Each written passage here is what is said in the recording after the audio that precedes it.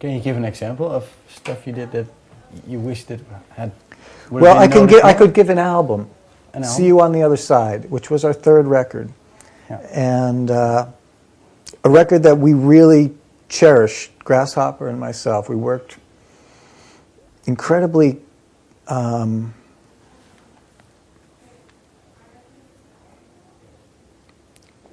a very fluid way on it. And it has a lot of elements that we truly do listen to and like. American doo-wop from the 50s, jazz elements, not just saxophone jazz, but it has very Miles Davis elements in it. It has some very avant-garde elements of Philip Glass or Terry Riley in it that we really loved. And for whatever reason, people seem to not be too interested in it, didn't see it, the references close enough. And it wasn't like us trying to introduce, Rainbow and Curved Air to a larger audience. It was just our love of it in a way of trying to, have a unique perspective on it. But it went unnoticed. And there's no amount of banging on anyone's forehead that you can do to try to say, hey, look at this, people. Look at what we've done. Look at this. It doesn't work like that. So you have to simply be silent, from my perspective, and not be bitter or angry or try to redo it on another record. It's just be silent. That's okay, And then by the time you get to Deserter songs, then suddenly... Then everybody noticed that we were using orchestras. Yeah. And this became a worldwide phenomenon overnight, that, oh my God, a rock band is using flutes and oboes and orchestras. And to us, that took us by surprise, because we were like, people, there's been bands before, the Beatles. Yeah. People have done this before. It took us by equal surprise how much attention was paid to the orchestration of Deserter songs, as it did our surprise to how little notice See You on the Other Side got for some of the music there. Yeah. And again, not qualifying it as both great albums, genius, but just simply from our perspective, they were both surprising reactions, back to back.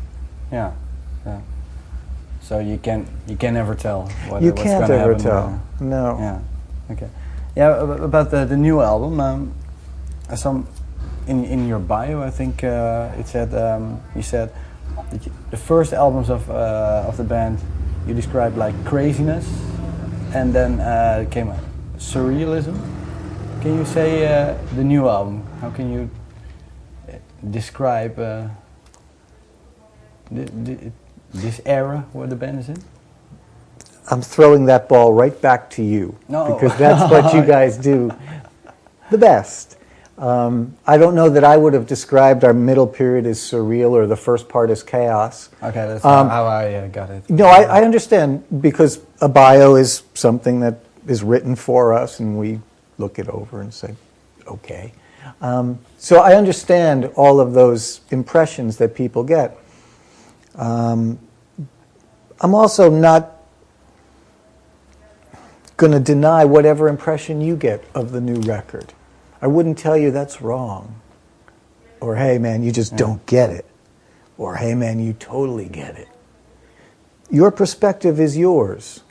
It's just as valid as anything that's going to come out of my mouth in this interview.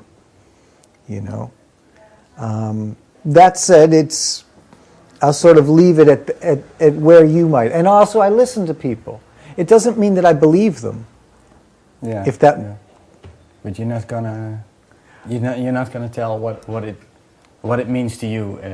I never had a word in mind when it was coming out of me.